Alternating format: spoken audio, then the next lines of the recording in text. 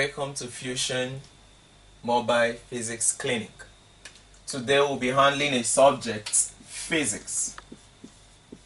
Physics is a branch of science which deals with the physical study of matter in relation to energy, and is divided into 5 books.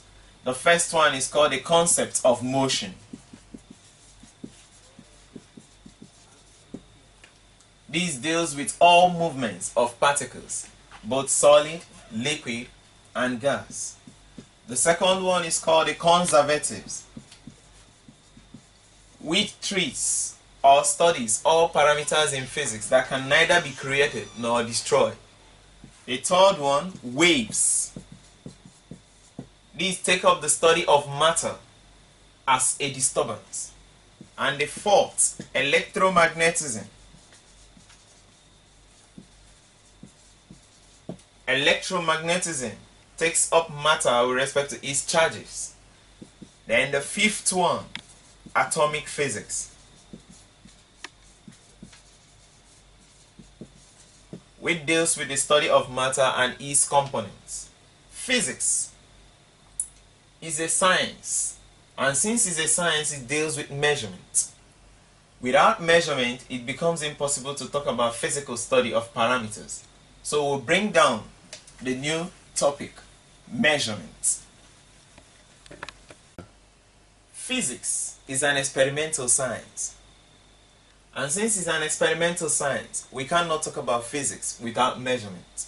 So we introduce a topic, measurement, which is a method or process to ascertain the particular value or description of a particular physical parameter. And for us to talk about measurement, we must deal with quantities and units. Quantities are physical parameters that can be measured or represented with size or number, but they become not useful unless there is units attached. For example, if someone calls you on phone and said, "Get me a measurement of the detached part of the board," and you used your hand to measure it, and maybe you told the person 1 span of my hand, and another person came in and used the foot to measure it and said it's 2 spans of my hand, the person can understand what you're saying because there is a unit which is your span of your hand. But when you just said 1 and the other person said 2, these are just numbers which are quantities, but there is no unit, and it becomes useless to us. So when we talk about quantities, we talk about things like length, mass, which must be represented with their units, either meters, cm, or for us to be able to understand what we are saying. We bring down the types of quantities. There are 2 basic types of quantities. One, we have the fundamental quantity.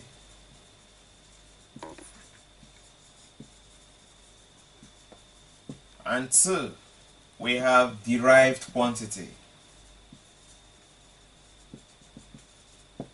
The first one, fundamental quantity, are those quantities that you can only obtain from measurement, but not necessarily from calculation. Example of fundamental quantity, basically they are about 7 in number. We have the mass, we have the time, we have the length, we have the luminous intensity, we have the current, we have, and so on. Then derived quantities are those ones that you can obtain from calculation of different fundamental quantities. Example, speed, acceleration, force. They are obtained from product or summation or subtraction, just from calculation of fundamental quantities. After the discussion of quantities and units, we'll bring down dimensional analysis, which simply means taking back the basic units of any given parameter back to its basic quantities. Example, if we have acceleration, which the SI unit is in meter per second square, the basic units here are meter and second. If I take them back to basic quantity, meter goes back to length, which is a basic quantity. Second goes back to time, which is a basic quantity. Then I now set up the mathematics there. These two in product will give me LT raised to power minus 2.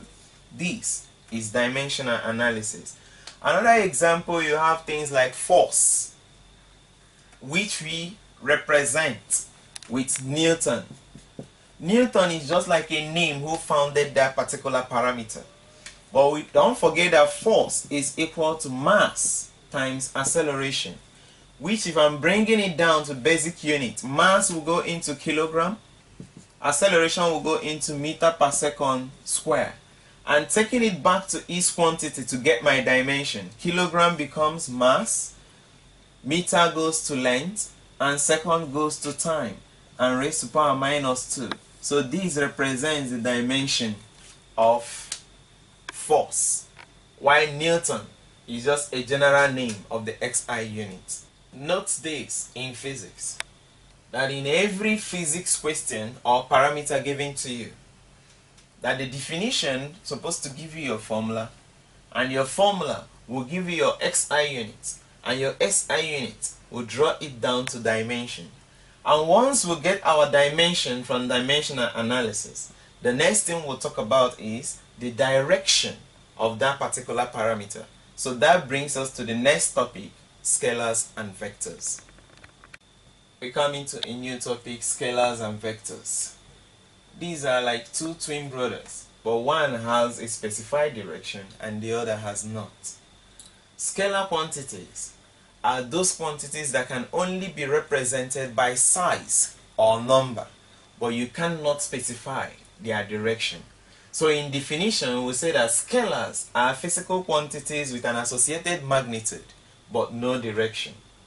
While vector quantities are those physical quantities with both an associated magnitude and direction. We talk about vector addition. When we talk about vector addition or summation, that simply means how can we be able to get two or more smaller vectors together to form a resultant vector.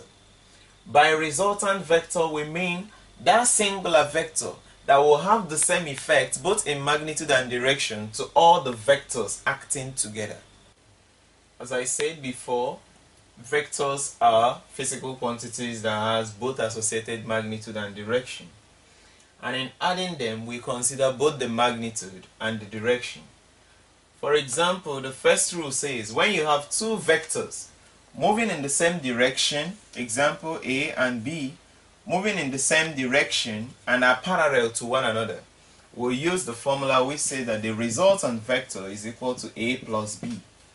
But second, if they are moving parallel to one another but in opposite direction, A and B, we use the formula resultant which is equal to A minus B, since they are in opposite direction.